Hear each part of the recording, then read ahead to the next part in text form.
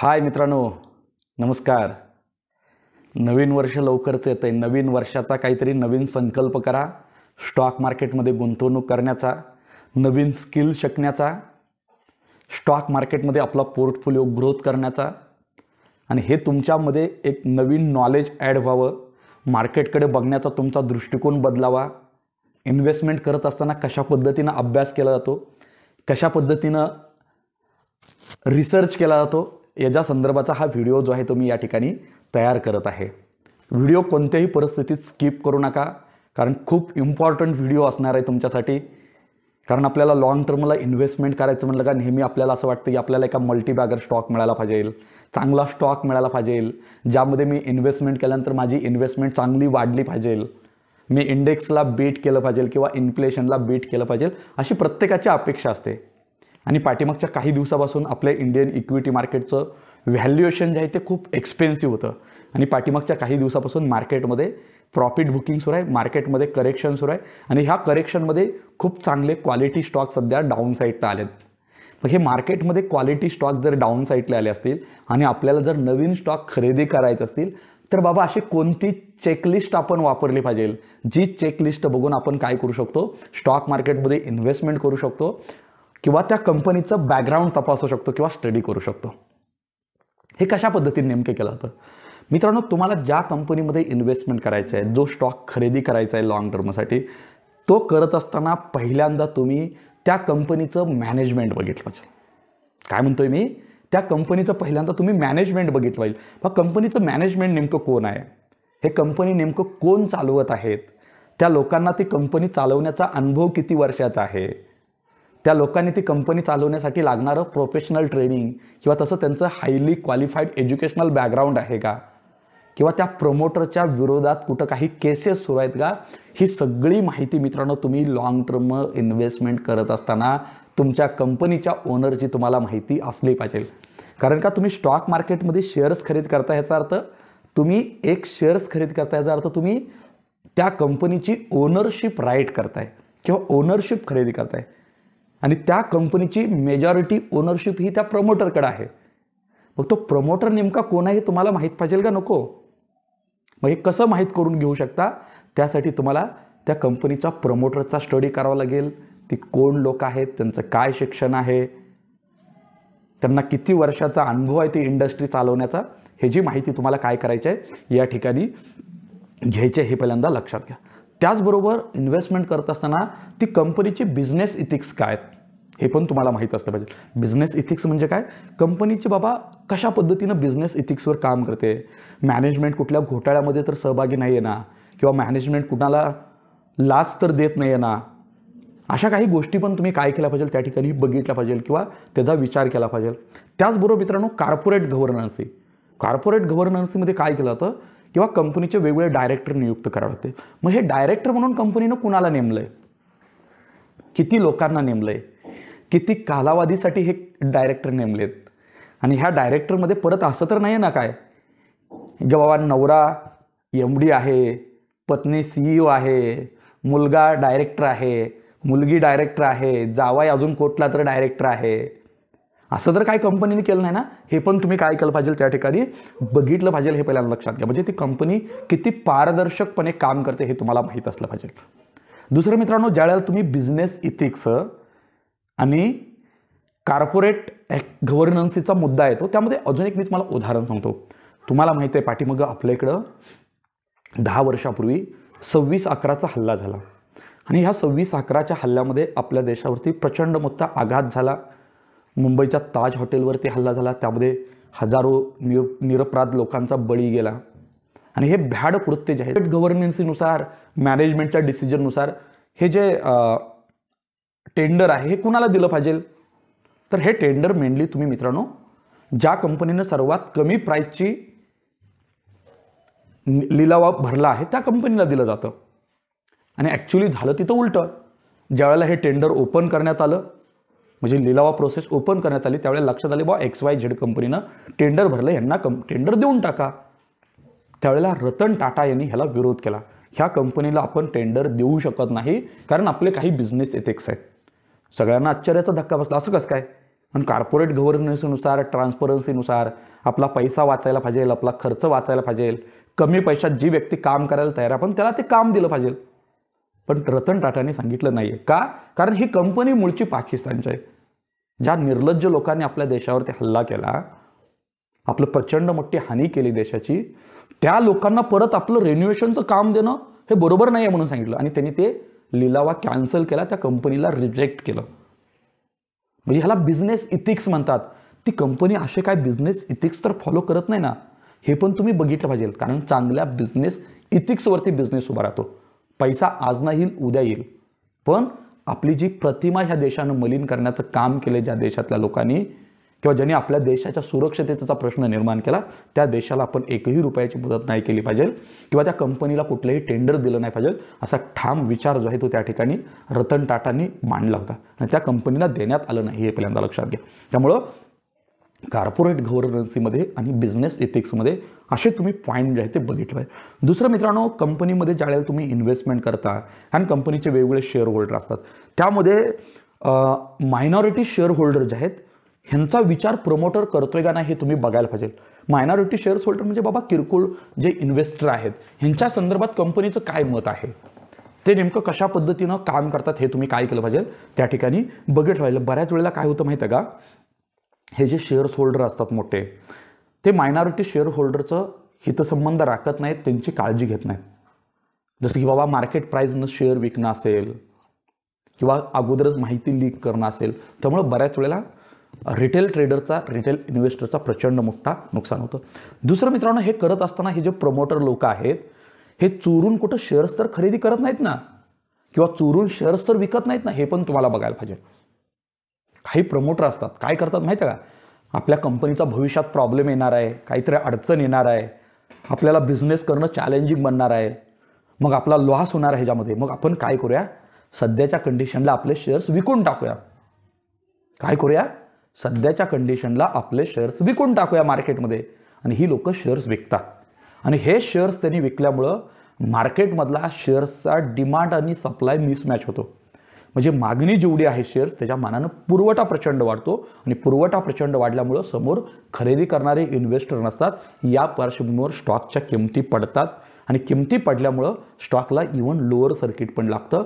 या पार्श्वभूमीवर रिटेलरचं ज्यांनी कष्टाचा, मोलाचा, घामाचा पैसा गुंतवला आहे तो पैसा कुठं तर अडकून पडतो आणि तिथं इन्व्हेस्टरचं नुकसान होतं, हे पहिल्यांदा लक्षात. त्यामुळे तो प्रमोटर असं तर काही करत नाही ना, चोरून शेअर्स विकणं, चोरून शेअर्स खरेदी करणं, हे पण तुम्हाला काय करायला पाहिजे त्या ठिकाणी बघायला पाहिजे. हे पहिल्यांदा काय करा, लक्षात घ्या इन्व्हेस्टमेंट करताना. त्याचबरोबर मित्रांनो, ज्यावेळेला आपण एका कंपनीमध्ये इन्व्हेस्टमेंट करतो, हे इन्व्हेस्टमेंट करत असताना रिलेटेड पार्टी ट्रान्झॅक्शनमध्ये तर ती कंपनी इन्व्हॉल्व नाही आहे ना. काही कंपनी जे आहेत ते काय करतात, आपले जे जवळचे लोक असतात, आपल्या संदर्भातील जी लोक असतात, ह्या लोकांना फायदा पोहोचवण्यासाठी काही पार्टी रिलेटेड ट्रान्झॅक्शनमध्ये ही लोक इन्व्हॉल्व होतात किंवा काही लोक आपल्या लोकांना फायदा पोहोचवण्यासाठी ह्याच्यामध्ये इन्व्हॉल्व होतात किंवा धोक्यापासून किंवा नुकसानापासून वाचवण्यासाठी ह्या ॲक्टिव्हिटीमध्ये पार्टिसिपेट होतात. जसं की मी एक एक्झाम्पल सांगतो तुम्हाला. तुम्ही एका XYZ कंपनीत काम करताय आणि तुमचं पोस्ट काय, तुम्ही CA आहात किंवा अजून तुम्ही मॅनेजमेंटमध्ये आहात किंवा तुम्ही बोर्ड ऑफ डायरेक्टरमध्ये आहात. मग मित्रांनो, कंपनीमध्ये एखादा जर प्रश्न तयार झाला असेल, एखादा इश्यू तयार झाला असेल, एखादं चॅलेंज तयार झालं असेल किंवा कंपनी एका फ्रंटवर खूप चांगलं काम करत असेल, तर साहजिकच ह्याची पहिली न्यूज, पहिली माहिती कुणाला मिळेल? साहजिकच ह्याची पहिली माहिती, पहिली न्यूज जी आहे ते प्रमोटर, बोर्ड ऑफ डायरेक्टर, कंपनीमध्ये काम करणारे नोकरदार लोक, महत्त्वाचे डिसिजन मेकिंगमध्ये असणाऱ्या लोकांना ह्या सगळ्या गोष्टी पहिल्यांदा कळतात. मग ही लोक काय करतात माहिती आहे का, आपले रिलेटिव्ह असतील, आपले फ्रेंड असतील, समजा इन केस आपण असं गृहीत धरूया त्या ठिकाणी CA एक काम करतोय, ज्या कंपनीचं सगळं बॅलन्स शीट किंवा कंपनीचं फायनान्शियल हेल्थ काय आहे हे सर्वात जास्त कुणाला माहीत असतं, तर CAला माहीत असतं. मग CAनं ऑडिट करताना त्याच्याकडे डेटा आला, डेटा ॲनालिसिस करताना त्याच्या असं लक्षात आलं की अरेच्या कंपनी पाठीमागच्या काही महिन्यामध्ये प्रचंड ग्रोथ करायला लागले आहे, कंपनीचं मार्जिन प्रचंड वाढलं आहे, कंपनीचं प्रॉफिट प्रचंड वाढलं आहे, कंपनी नवीन ॲक्वायझेशन करायला आहे, कंपनीकडं रिच कॅश बॅलन्स आहे, असं जर लक्षात आलं CA, तर CA काय करेल, ही माहिती त्याचे फ्रेंड असतील, त्याचे रिलेटिव्ह असतील, ह्यांना कोणाला तर सांगण्याची शक्यता असते, एक प्रोबॅबिलिटी असते, तो सांगू शकतो, नाकारता येत नाही. मग ती लोक काय करतील, तिथं शेअर्स खरेदी करून ठेवतील. म्हणजे ही न्यूज बाहेर यायच्या अगोदर ह्यांनी पार्टी रिलेटेड ट्रान्झॅक्शनच्या माध्यमातून, त्यामध्ये CS आहे असं नाही, त्यामध्ये बोर्ड ऑफ डायरेक्टर असू शकतं, डायरेक्टर लोक असू शकतात, इवन मॅनेजमेंटमधली लोक असू शकतात, इवन प्रमोटर देखील असू शकतो. ही लोक अशा काही ट्रान्झॅक्शनमध्ये इन्व्हॉल्व असतात आणि ते आपल्या जवळच्या लोकांना या पद्धतीनं फायदा पोहोचवतात. म्हणजे ती लोक अगोदर शेअर. मी एक एक्झाम्पल सांगतो मित्रांनो, माझा हा वैयक्तिक अनुभव आहे आणि एक्झॅक्ट असं काय तिथं घडलं असेल असं तर मी म्हणणार नाही. ज्या वेळेला मित्रांनो रिलायन्स इंडस्ट्रीमध्ये फेसबुकनं इन्व्हेस्टमेंट केली, ह्याची न्यूज रविवारी संध्याकाळी आली होती. ह्याची न्यूज कधी आली होती? रविवारी संध्याकाळी. आणि तुम्ही रिलायन्स इंडस्ट्रीचा जर स्टडी केला तर आत्तापर्यंत रिलायन्स इंडस्ट्रीमध्ये जेवढ्या काय मोठ्या न्यूज आलेत, ह्या 95% न्यूज माझ्या माहितीनुसार रविवारी संध्याकाळी किंवा सोमवारी मॉर्निंगला येतात, सकाळी 6 वाजता 7 वाजता. कारण ते रात्री उशिरा एक्सचेंजला इन्फॉर्म करतात, नॅशनल स्टॉक एक्सचेंज आणि बॉम्बे स्टॉक एक्सचेंजला, बाबा आम्ही असं असं काम केलं आहे, असं असं आमचं स्टेटमेंट आहे, असे असे इन्व्हेस्टमेंट केले आहे, असा असा फंड फ्लो आला आहे. ह्या सगळ्या गोष्टी नॅशनल स्टॉक एक्सचेंजला ही लोक कधी इन्फॉर्म करतात? रविवारी संध्याकाळी उशिरा. आणि मित्रांनो ज्या वेळेला फेसबुकनं इन्व्हेस्टमेंट केली होती रिलायन्स इंडस्ट्रीमध्ये, त्यावेळेला ज्या तारखेला इन्व्हेस्टमेंटची न्यूज आली त्याच्या आदल्या ट्रेडिंग सेशनला, म्हणजे फ्रायडेच्या दिवशी, इंडियन इक्विटी मार्केटचं काय हाल होतं आणि त्या दिवशी रिलायन्सचा स्टॉक किती वाढला होता हे एकदा जाऊन चार्टवर बघा. मित्रांनो across the market I think निफ्टीमध्ये 2 ते 2.5% सेलिंग होतं. बँक निफ्टी इंडेक्स पण 2.5-3% आसपास पडला होता. त्या दिवशी रिलायन्स इंडस्ट्रीचा स्टॉक डे लो पासून 8 ते 9% वर आला होता. किती? डे लो पासून 8 ते 9% वर आला होता फ्रायडेला. का वर आला? ह्याच्यामध्ये असं झालं असण्याची शक्यता नाकारता येत नाही, तसं आपल्याकडे कुठलंही प्रूफ नाही. पण हे डील होण्याच्या अगोदर मार्केटला हे माहीत होतं, काही लोकांना हे माहीत होतं की बाबा काय होणार आहे, फंड फ्लो येणार आहे. त्यामुळे काही लोकांनी प्रचंड मोठं बाईंग केलं होतं. इवन ह्याच्याही पुढे जाऊन जर बघितलं तुम्ही नॅशनल स्टॉक एक्सचेंजच्या वेबसाईटला जावा, रिलायन्स इंडस्ट्री असं सर्च करा. कशामध्ये? कॉर्पोरेट ॲक्शनमध्ये. त्यामध्ये इन्सायडर ट्रेडिंगचा डेटा आहे. आणि ह्या सगळ्या प्रोसेस होण्याच्या अगोदर आय थिंक माझ्या माहितीनुसार, मला एक्झॅक्ट आकडा आठवत नाही, मी त्यावेळेला जो स्टडी केला होता, ह्या सगळा फंड फ्लो यायच्या अगोदर मुकेश अंबानीचा मुलगा आणि मुलगी ह्यांनी 5-5 लाख शेअर्स मार्केट प्राइसनं ऑलरेडी खरेदी केले होते. मग मला सांगा मित्रांनो, प्रमोटर मार्केट प्राइसनं 5-5 लाख शेअर्स का खरेदी करायला लागलाय? जसं की तुम्ही लास्ट फ्रायडेचा जर विचार केला तर लास्ट फ्रायडेच्या ट्रेडिंग सेशनमध्ये देखील मित्रांनो SCL टेक कंपनीच्या प्रमोटरनं 5% वरून मार्केट प्राइसनं शेअर्स खरेदी केलेत. म्हणजे स्टॉक लाईफ टाईम हायला आहे, 52 वीक हायच्या जवळ ट्रेड करतोय. आणि इथं ट्रेड करत असताना तो स्टॉक प्रमोटरनं मित्रांनो 5% प्रीमियमवरती शेअर्स खरेदी केलेत SCL टेकच्या. का? स्टॉक ऑलरेडी 5% खाली मिळत असताना तो 5% महाग खरेदी करतोय. का? कारण का प्रमोटर स्वतःच्या कंपनीच्या संदर्भात, कंपनीच्या फ्युचरच्या संदर्भात तो कंपनीवरती बुलिश आहे, बिझनेस एन्व्हायरमेंटवरती. म्हणून त्याला वाटतं की बाबा जास्त तर शेअर्स हे आपल्याकडे असले पाहिजे, आपण त्या शेअरचं ओनर असलं पाहिजे. त्यामुळे तो काय करायला आहे? मार्केटमधून शेअर्स खरेदी करायला हे पहिल्यांदा लागतं. याच पद्धतीने सेम मित्रांनो आय थिंक 2020मध्ये तुम्ही जर JSW स्टीलचा स्टॉक जर बघितला तर त्याचा इन्सायडर ट्रेडिंगचा डेटा काढून बघा.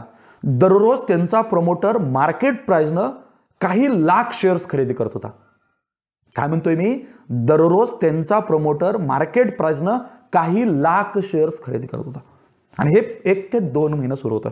आणि त्यानंतर JSW स्टीलचा स्टॉक काही रुपयापासून काही टक्क्यांपर्यंत वाढला. म्हणजे 2 ते 3 पट तो स्टॉक वाढला. म्हणजे प्रमोटर मार्केट प्राइसनं का खरेदी करतोय? तर ह्याच्या पाठीमागे ते रिझन आहे. म्हणजे तुम्ही इन्व्हेस्टमेंट करत असताना डेली बेसिसवर प्रमोटर कुठं खरेदी करायला लागलेत, प्रमोटर कुठं स्टॉक विकायला लागलेत, ह्याचा डेटा पण क्लोजली वॉच केला पाहिजे किंवा तो डेटा रीड केला पाहिजे. आणि हा डेटा मित्रांनो तुम्ही कुठून रीड करू शकता? तर स्टॉकेज नावाचं एक ॲप आहे, जे प्रीमियम ॲप आहे. ते तुम्हाला फ्री ऑफ कॉस्ट पुढील 1 महिना आपल्या यूट्यूबच्या कम्युनिटी लोकांसाठी उपलब्ध आहे. ते ॲप आत्ताच डाउनलोड करा, त्याला free of cost log in करा. फक्त तुमचा मोबाईल नंबर, मेल आय डीचं व्हेरिफिकेशन होईल. त्याच्यासाठी ते ॲप 1 महिना वापरून बघा. One of the best app आहे भारतातलं स्टॉक मार्केटच्या स्टडीचं, रिसर्चचं आणि अभ्यासाचं. तुम्हाला याच्यासारखी फ्री इन्फॉर्मेशन, फ्री नॉलेज भारतात दुसरं कुणीही देऊ शकत नाही, हे पहिल्यांदा लक्षात घ्या. ते ॲप आहे, ते ॲप इन्स्टॉल आत्ताच्या आत्ता तुम्हाला प्रत्येकाला करायचं आहे. आणि ते कसा डेटा बघायचा ते पण मी तुम्हाला काय करेल, पुढं जाईल तसं दाखवेल. दुसरं मित्रांनो, लॉंग टर्म इन्व्हेस्टमेंट करत असताना तुम्ही प्रमोटरचं वेतन किती आहे. जसं की बाबा तुमची जर कंपनी असेल तर तुम्ही प्रमोटर नेमता, तुम्ही स्वतः प्रमोटर असता, तुमचे अजून बाकीचे प्रमोटर लोक असतात किंवा मॅनेजमेंट असतं. मित्रांनो, ह्या लोकांना वेतन दिलं जातं. मग ह्यांना हे वेतन किती दिलं जातं आहे? लाख रुपये, 2 लाख, 3 लाख.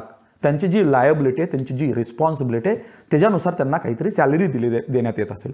पण मित्रांनो, काही वेळा काही कंपन्यामध्ये प्रमोटरला त्यांच्या अपेक्षेपेक्षा किंवा बाकीच्या सर्व गोष्टींपेक्षा प्रचंड जास्त वेतन दिलं जातं. मग हे प्रचंड जास्तीचं वेतन का दिलं जातं? कारण त्यांना जास्त वेतन दिलं ह्याचा अर्थ तो एक्सपेन्सेस आहे कंपनीचा. आणि कंपनीचा एक्सपेन्स जर वाढत असेल तर त्याचा इम्पॅक्ट कंपनीच्या प्रॉफिटेबिलिटीवरती होतो. मग असं तर कुठं होत नाही ना आपल्या कंपनीमध्ये, जेव्हा प्रमोटरला प्रचंड जास्त वेतन देण्यात येते.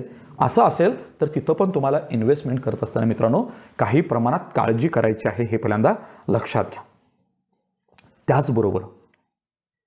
त्याचबरोबर अजून एक खूप महत्त्वाचा मुद्दा आहे, जेव्हा शेअर्समध्ये त्या कंपनीमध्ये कुठं ऑपरेटर तर ॲक्टिव्ह नाही ना. अशा खूप कंपन्या आहेत, असे खूप स्टॉक आहेत मित्रांनो, जिथं ऑपरेटर लोक ॲक्टिव्हली पार्टिसिपेट असतात, ॲक्टिव्हली ट्रेडिंग करत असतात. म्हणजे त्या लोकांकडे प्रचंड क्वांटिटी बाय करून ठेवलेली असते. त्यानंतर पंप आणि डंपची पॉलिसी वापरली जाते. म्हणजे त्या स्टॉकची जाहिरात केली जाते, यूट्यूबला व्हिडिओ बनवून टाकले जातात, यूट्यूबला स्पॉन्सर केलं जातं. जेव्हा 1 रुपयाचा शेअर 1000 रुपयाला जाणार, लाखाचे 2 कोटी रुपये होणार, 10,000चे 10 लाख रुपये होणार, अशा न्यूज आणल्या जातात, अशा गोष्टी सांगितल्या जातात आणि स्टॉक लोकांना खरेदी करायला सांगितला जातो. आणि त्या ऑपरेटर लोकांनी ऑलरेडी खूप मोठी क्वांटिटी खरेदी करून ठेवली असते आणि तुमचा फ्लो मार्केटमध्ये आल्यानंतर ती लोक त्या स्टॉकमधून एक्झिट करतात आणि तुम्हाला अडकावून ठेवतात. म्हणजे त्या स्टॉकमध्ये कंपनीच्या फंडामेंटल व्यतिरिक्त, कंपनीच्या बिझनेस मॉडेल व्यतिरिक्त त्या स्टॉकच्या प्राईजमध्ये अपेक्षेपेक्षा जास्त वाढ आणि घट तर होत नाही ना. असं जर काय होत असेल तर त्या कंपनीमध्ये त्या कंपनीमध्ये ऑपरेटर लोक ॲक्टिव्ह आहेत असं त्याचा अर्थ होतो. मग तिथं जर ऑपरेटर ॲक्टिव्ह असतील तर तिथं मात्र मित्रांनो तुम्हाला इन्व्हेस्टमेंट करत असताना काळजी घेणं गरजेचं आहे. ओके. त्याचबरोबर मित्रांनो अजून एक इम्पॉर्टंट पॉईंट जो आहे तो तुम्हाला विशेषतः क्वालिटी कंपनी निवडत असताना विचारात घेतला पाहिजे, ते म्हणजे शेअर होल्डर्स. कंपनीचे शेअर्स होल्डर कोण आहेत? प्रमोटरकडे किती शेअर्स आहेत, म्युच्युअल फंड कंपन्यांकडे किती शेअर्स आहेत, फॉरेन इन्स्टिट्यूशनल इन्व्हेस्टरकडे किती शेअर्स आहेत, त्याचबरोबर फॉरेन पोर्टफोलिओ इन्व्हेस्टरकडे किती शेअर्स आहेत आणि गव्हर्नमेंटचे वगैरे काय शेअर्स आहेत का, हे पण तुम्ही बघितलं पाहिजे. आणि मित्रांनो ह्या लोकांनी, ह्या इन्स्टिट्यूशननं पाठीमागच्या 4 ते 6 महिन्यात, पाठीमागच्या 1 वर्षात किती शेअर्स नवीन ॲड केले किंवा काही शेअर्स विकले तर नाहीत ना त्यांनी, हे पण तुम्ही बघायला पाहिजे. मग तुमच्यामध्ये हा प्रश्न निर्माण होऊ शकतो की सर एखादा प्रमोटर शेअर्स खरेदी करतोय का शेअर्स विकायला लागलाय, का म्युच्युअल फंड कंपनी शेअर्स खरेदी करायला लागली आहे, का म्युच्युअल फंड कंपनी शेअर्स विकायला लागले, ह्याची मला माहिती कुठं मिळेल? मित्रांनो ती माहिती देखील तुम्हाला नॅशनल स्टॉक एक्सचेंजच्या वेबसाईटला मिळू शकते. पण त्याहीपेक्षा माझं तुम्हाला सजेशन असेल तुम्ही स्टॉकेज हे ॲप जे आहे त्याची लिंक मी डिस्क्रिप्शनमध्ये दिलं आहे, ते लिंक मार्फत तुम्ही आपला कुपन कोड टाकून लॉग इन करा, तुम्हाला फ्री ऑफ कॉस्ट मिळेल. आणि ती माहिती तिथं कशी बघितलं ते पण मी तुम्हाला दाखवेल त्या ॲपमध्ये नेऊन. म्हणजे तुमच्या लक्षात येईल की बाबा या पद्धतीने ही माहिती बघायची असते आणि ही माहिती बघून आपण आपलं मार्केटमधलं स्थान जे आहे ते मजबूत करू शकतो. एक चांगला स्टॉक डेफिनेटली आपण इन्व्हेस्टमेंटसाठी निवडू शकतो, हे पहिल्यांदा लक्षात घ्या. आणि हे त्या कंपनीचा शेअर होल्डिंग पॅटर्न बघत असताना त्या कंपनीमध्ये अशी किती लोक आहेत ज्यांच्याकडे त्या कंपनीचे 1% जास्त स्टॉक आहे. कंपनीमध्ये 1% जास्त स्टेक होल्ड करणारी जर काही लोक असतील तर ती कंपनी डेफिनेटली चांगली आहे. त्यामुळे ते पण आपल्याला माहीत असतं नेमके कोण लोक आहेत, असे कोण इन्व्हेस्टर आहेत ज्यांच्याकडे ह्या कंपनीचे 1% जास्त शेअर्स आहेत, ते माहीत करून घ्या. दुसरं इम्पॉर्टंट मित्रांनो, पुढल्या 5 वर्षामध्ये, पुढल्या 10 वर्षामध्ये कोणता ग्रुप मल्टीबॅगर स्टॉक क्रिएट करणार आहे, कोणता स्टॉक वेल्थ डिस्ट्रॉय ठरणार आहे, कोणत्या स्टॉकमध्ये प्रचंड पैसा बनणार आहे, हे ठरवणारा अजून एक इम्पॉर्टंट घटक आहे, ज्याचं फंडामेंटल अनालिसिसशी काही संबंध नाही. काय म्हणतोय मी? ज्याचं फंडामेंटल अनालिसिससोबत काही संबंध नाही. ती कंपनी आणि सेंटर गव्हर्नमेंट किंवा स्टेट गव्हर्नमेंट यांचं रिलेशन काय आहे. तुम्हाला माहीत असेल, पाठीमागच्या 1 वर्षामध्ये आपल्या देशामध्ये 2 ग्रुपची नावं सातत्यानं घेण्यात आली. विशेषतः त्याचा रिलेव्हन्स होता फार्मर्स लॉचे जे 3 ॲक्ट आहेत त्याच्या संदर्भात, म्हणजे कृषी कायदे जे होते 3 त्याच्या संदर्भात. ह्या कायद्यांचा ज्या ज्या ठिकाणी उल्लेख झाला, जिथं जिथं चर्चा झाली, त्या प्रत्येक ठिकाणी ह्या 2 ग्रुपचं नाव घेण्यात आलं. कोणते ग्रुप आहेत 2 हे तुम्हाला पण माहीत आहे. आणि अपोजिशन पार्टी असेल, बाकीची लोक असतील, हे लोकांनी सातत्यानं एलिगेशन लावलेत सेंटर गव्हर्नमेंटवर की किंवा हे सेंटर गव्हर्नमेंट जे आहे ह्या XYZ 2 कंपन्यांसाठी काम करतंय किंवा ह्या 2 कंपन्यांच्या फेवरसाठी हे सरकार काय करतंय, पॉलिसी डिझाईन करतंय, असं एलिगेशन आहे. ते कितपत खरे आहेत, त्याच्यामध्ये कितपत तथ्य आहे मला माहीत नाही पहिली गोष्ट, आणि मला त्याच्यावरती भाष्य पण करायचं नाही. पण मला फक्त तुम्हाला इतकं सांगायचं आहे, आपण स्टॉक मार्केटमध्ये इन्व्हेस्टमेंट करत असताना ह्या सगळ्या गोष्टीचं आपलं ॲनालिसिस असलं पाहिजे, ह्या सगळ्या गोष्टीवरती आपलं वॉच असलं पाहिजे. मित्रांनो, मी पाठीमागचा एक किस्सा सांगतो तुम्हाला. पाठीमागं तेलंगणामध्ये ज्यावेळेला इलेक्शन झाली, आंध्र प्रदेश तेलंगणा ते वेगळं राज्य झालं परत, तिथं इलेक्शन झाल्यानंतर मित्रांनो, अमर राजा नावाची कंपनी तुम्हाला माहीत असेल, अमर राजा बॅटरीज, ह्या कंपनीचा प्रमोटर XYZ पॉलिटिकल पार्टीशी संबंधित आहे. त्या पॉलिटिकल पार्टीला ते सातत्यानं फंडिंग करतात आणि तिथं अपोजिशन पार्टीचं सरकार आलं. मग अपोजिशनला हेच हवं असतं ना, जेव्हा आपल्या विरोधकांचे पंख काटायचेत, आपल्याला कमी करायचे, त्यांचे पॉवर कमी करायचे.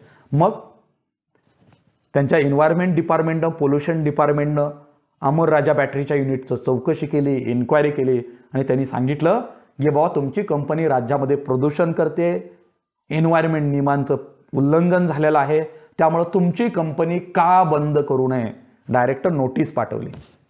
ती केस कोर्टामध्ये सुरू आहे. ह्याचा इम्पॅक्ट काय झाला? कंपनीचा शेअर्स प्रचंड पडला. सेम त्याच वेळेला जे काय मुख्यमंत्री आहेत तिथल्या स्टेटचे, त्यांनी मुख्यमंत्री झाल्या पहिली प्रेस कॉन्फरन्स सकाळी 10 वाजता घेतली होती आणि ती प्रेस कॉन्फरन्स घेऊन त्यांनी त्यावेळेला सांगितलं होतं की बाबा आम्ही सध्या या कंडिशनला, या स्टेटला, या स्थितीला जे काय अगोदर कॉन्ट्रॅक्ट अलॉट करण्यात आलेत, अलॉटमेंट झाले, ती सगळी कॉन्ट्रॅक्ट या क्षणाला आम्ही कॅन्सल करतोय. आणि ह्याचा सर्वात मोठा इम्पॅक्ट कुणावर झाला होता त्यावेळेला, तर NCCच्या स्टॉकवर झाला होता. कारण NCCचं मेजॉरिटी अवॉर्डेड ऑर्डर असतील, कॉन्ट्रॅक्ट असतील, ही तेलंगणामध्ये होती, ती सगळी कॅन्सल झाली. कंपनीचा स्टॉक धडलकेना पडला. म्हणजे काय झालं, समजा सध्याचं सेंटर गव्हर्नमेंट जे आहे, नितीन गडकरी हे परिवहन मंत्री आहेत आणि त्यांचं एकच काम आहे, देशातले रस्ते चकाचक करायचे, एकदम गुळगुळीत करायचे, जिथं विमान देखील उतरलं पाहिजे असं त्यांचं स्वप्न आहे. One of the best person आहे.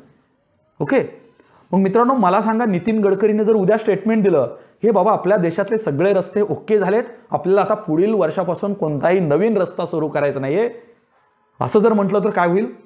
इन्फ्रास्ट्रक्चर कंपन्यांचे स्टॉक प्रचंड मोठ्या प्रमाणात पडतील. का? कारण बाबा नवीन कॉन्ट्रॅक्टच मिळणार नाहीये, म्हणजे नवीन ऑर्डर येणार नाहीये. नवीन ऑर्डर येणार नाही याचा अर्थ नवीन पैसा येणार नाहीये कंपनीमध्ये, आणि रस्ता तर काय खाजगी व्यक्ती बांधू शकत नाही. मग हा प्रॉब्लेम राहतो. त्यामुळं ह्या कंपनीचा बिझनेस कशा पद्धतीचा आहे, तो बिझनेस कुणाच्या पॉलिसीवर डिपेंड आहे हे तुम्हाला माहीत असणं. आणि ह्याच्यामध्ये जास्त तर टाईम आला मित्रांनो, जो बेनिफिशरीज असतो तो सेंटर गव्हर्नमेंटच्या फेवरमधला असतो. ओके, त्यामुळं ती कंपनी तुम्ही जी इन्व्हेस्टमेंटसाठी सिलेक्ट केली ती कंपनी, ते संबंधित स्टेट गव्हर्नमेंट किंवा सेंटर गव्हर्नमेंट, ह्या दोघांचे लागे बांधे कसे आहेत, ह्यांचे संबंध कशा पद्धतीचे आहेत, हे पण तुम्हाला इन्व्हेस्टमेंट करताना बघितलं पाहिजे. आणि हे जर तुम्ही बघून इन्व्हेस्टमेंट केली, मे बी मित्रांनो तुम्हाला खूप चांगले स्टॉक भविष्यात सापडू शकतात. समजा मी तुम्हाला एक्झाम्पल देतो.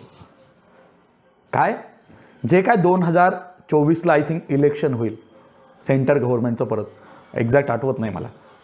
ओके, ते इलेक्शन झाल्यानंतर परत जर देशाचे पंतप्रधान नरेंद्र मोदी झाले किंवा अमित शहा झाले किंवा नितीन गडकरी झाले देशाचे पंतप्रधान किंवा समजा योगी आदित्यनाथ झाले, कुणीही होईना आपल्याला माहीत नाही. हे मी एक क्रम सांगायला ह्याच्यामध्ये कुठल्याही पॉलिटिकल गोष्टीचा संबंध नाही. समजा इन केस नितीन गडकरी झाले, ओके, किंवा समजा मोदी परत पंतप्रधान झाले, तर या पार्श्वभूमीवर मित्रांनो रिलायन्स इंडस्ट्रीजचा ग्रुप आणि अदानी ग्रुप पुढलं 5 वर्ष अजून प्रचंड दौडणार आहे, अजून पळणार आहे, अजून वेल्थ क्रिएट करणार आहे. का? कारण तसे संबंध आहेत. त्यामुळे सेंटरच्या पॉलिसी कशा पद्धतीने चेंज होत आहेत त्याचा इम्पॅक्ट डायरेक्ट स्टॉक मार्केटवरती होत असतो.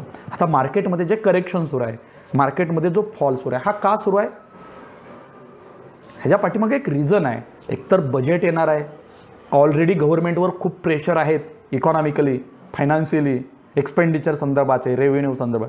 त्यामुळं गव्हर्नमेंट मे बी कुठंतरी टॅक्सेशन वाढवेल, पाठीमागचं काहीतरी उकरून काढेल. त्यामुळं foreign institutional investor already selling करत आहेत इंडियाच्या मार्केटमधून, आणि त्यामुळं मार्केटमध्ये पण करेक्शन. त्यानंतर UPचं इलेक्शन आहे, तो पण मार्केटसाठी कन्सर्न आहे.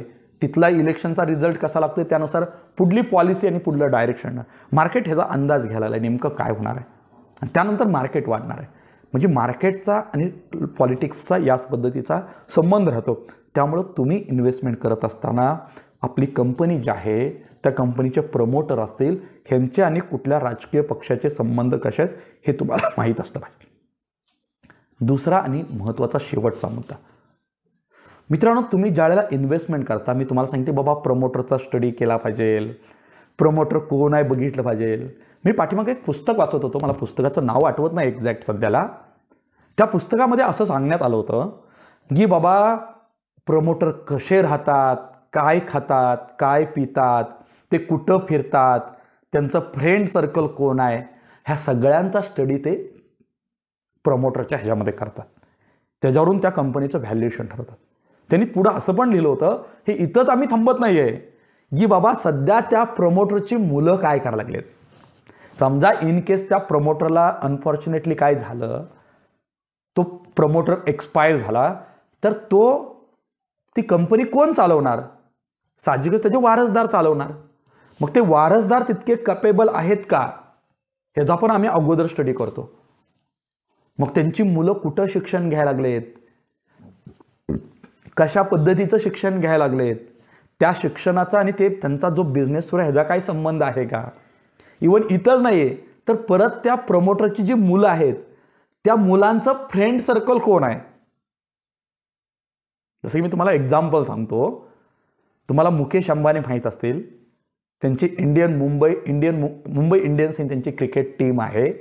त्या प्रत्येक क्रिकेट टीम मॅच सुरू असताना त्या ठिकाणी मुकेश अंबानीची पत्नी, त्यांचा मुलगा, त्यांची मुलगी प्रत्येक मॅचला ऑलमोस्ट स्टेडियममध्ये हजर असतात आणि आपल्या टीमला प्रमोट करतात. कोणतीही ॲन्युअल जनरल मीटिंग असू द्या रिलायन्स इंडस्ट्रीची, त्या मीटिंगमध्ये त्यांची दोन्ही मुलं आणि पत्नी हजर असते, मुकेश अंबानीच्या खांद्याला खांदा लावून. मग हे काय इंडिकेट करते? त्यांचं बिझनेस स्पिरिट इंडिकेट होते तुम्हाला. किंवा त्यांची मुलं किती बिझनेसमध्ये इन्व्हॉल्व आहेत हे तुम्हाला ते इंडिकेट करून दाखवते. म्हणजे मुकेश अंबानीच्या पाठीमागं त्यांची मुलं देखील तो बिझनेस तितकाच स्ट्रॉंग स्टँड करू शकतात किंवा त्याच्यापेक्षा जास्त बिझनेस ग्रोथ करू शकतात. ही पोटेन्शियल कुठं आहे? त्या मुलांमध्ये आहे. आणि हे इंडिकेट कुठून होतं आहे? त्यांच्या डेलीच्या लाईफस्टाईलमधून, त्यांचं मॅचच्या वेळेला होणारं प्रदर्शन, मॅचच्या वेळेला त्यांचे असणारे हावभाव, ह्या खूप काही गोष्टी सांगून जातात. म्हणजे तुम्हाला प्रमोटरचं रहन सहन कसं आहे, त्यांची मुलं काय शिक्षण घेत आहेत, त्या मुलांचे फ्रेंड सर्कल काय आहे, त्यांचा काय व्ह्यू आहे, ह्या सगळ्या गोष्टी मित्रांनो त्या ठिकाणी कशावरती इम्पॅक्ट करत असतात? कंपनीच्या फ्युचर ग्रोथवर इम्पॅक्ट करत असतात. आणि हे तुम्ही जर बघून इन्व्हेस्टमेंट केली तर डेफिनेटली मित्रांनो तुमची इन्व्हेस्टमेंट एका चांगल्या लेवलला पोहोचू शकते. मी जे तुम्हाला बऱ्याच ठिकाणी म्हटलं की बाबा प्रमोटर खरेदी करायला लागलेत, विकायला लागलेत, म्युच्युअल फंड कंपन्या खरेदी करायला लागलेत, विकायला, हा सगळा डेटा तुम्ही कुठं बघू शकता? तर ह्या स्टॉकेज ॲपमध्ये बघू शकता. ते कशा पद्धतीने बघायचं आहे? तर स्टॉकेज ॲपमध्ये आपल्याला डायरेक्ट स्कॅनमध्ये जायचं आहे आणि स्कॅनमध्ये जाऊन हा डेटा बघायचा आहे. ओके.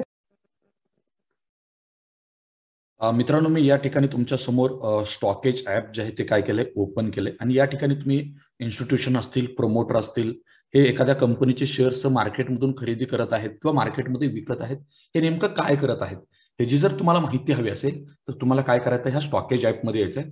युट्यूबच्या डिस्क्रिप्शन मध्ये जावा, मी तुम्हाला स्टॉकेजचं 1 महिन्याचं फ्री प्रीमियम ऍक्सेस जे आहे ते देण्यासाठी एक लिंक दिले. त्याचा कुपन कोड पण त्या ठिकाणी देण्यात आलाय. तो कुपन कोड टाकून इथं तुम्ही काय करा, free of cost log in करा.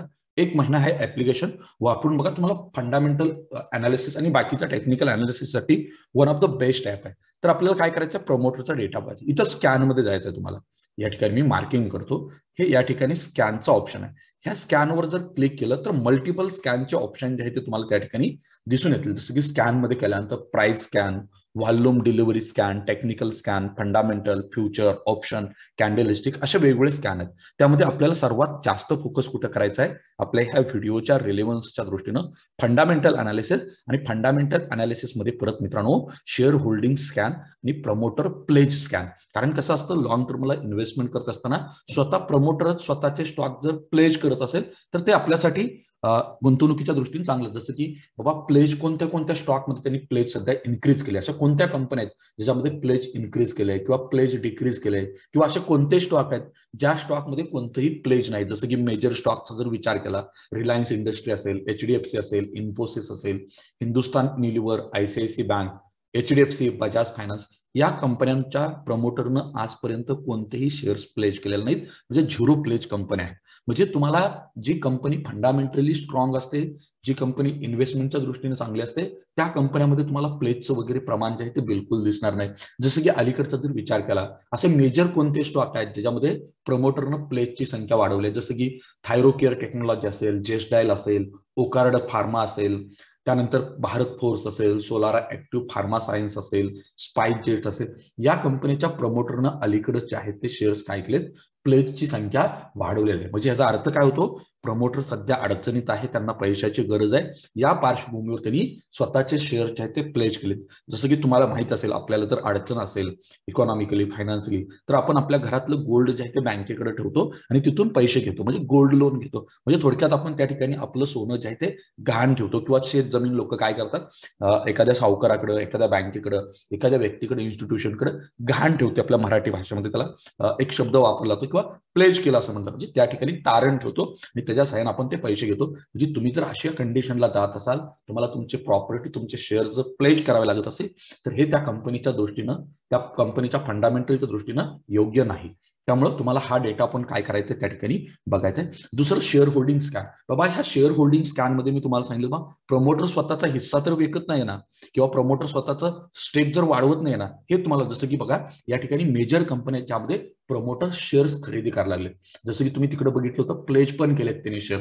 पण आता सध्याला हे प्रमोटर जे आहेत ते जेस्टाईलचे काय करायला, परत मार्केटमधून खरेदी पण करताना दिसून येतील, किंवा स्वतःचा स्टेक वाढवताना देखील दिसून. जसं की अदानी ग्रीननं वाढवलाय, त्यानंतर कावेरी सीड्स आहे, त्यानंतर स्टार सिमेंटवाल्यांनी त्यांचा स्टेक वाढवलाय, त्यानंतर टनला प्लॅटफॉर्म जे आहे ते ह्यांनी स्वतःचा स्टेक जो आहे तो काय केलाय, वाढवलाय. म्हणजे अशा वेगवेगळ्या कंपन्या ज्या आहेत त्या काय करायला, स्वतःचा स्टेक त्या ठिकाणी वाढवताना दिसून होते प्रमोटर खरेदी. त्याचबरोबर प्रमोटर काही विक्री करतोय का, तर इकडं आवाज फायनान्सच्या प्रमोटरनं 10% शेअर जे आहेत ते विकलेले आहेत, म्हणजे स्वतःचा शेअर्स कमी केलेला आहे.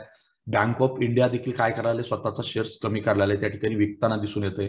त्याचनंतर मास्टेक असेल, IT कंपनी आहे, कॅनरा बँक आहे, कार्गो फोर्स स्वतःचा शेअर्स विकायला लागलाय, HDFC असेट AMC त्यांचा एक प्रमोटर आहे, त्यांनी शेअर्स विकले. म्हणजे हे तुम्हाला डेटा पॉईंट जो आहे तो बघणं गरजेचं आहे लॉंग टर्मच्या इन्व्हेस्टमेंटच्या दृष्टीनं. हे पहिल्यांदा, आणि हा डेटा तुम्हाला फ्री ऑफ कॉस्ट मध्ये स्टॉकेज हे ऍप उपलब्ध करून देईल. ते पहिल्यांदा आजच काय करा, लॉग इन करा. मित्रांनो, तुम्हाला जर व्हिडिओ आवडला असेल तर नक्की लाईक करा, शेअर करा, सबस्क्राईब करा. त्याचबरोबर तुम्हाला अजून कोणत्या विषयावरती व्हिडिओ बघायला आवडेल ते पण कमेंट्स करून टाका. त्याच्यावरती पण येणाऱ्या कालखंडात व्हिडिओ बनवला जाईल. धन्यवाद, थँक्यू.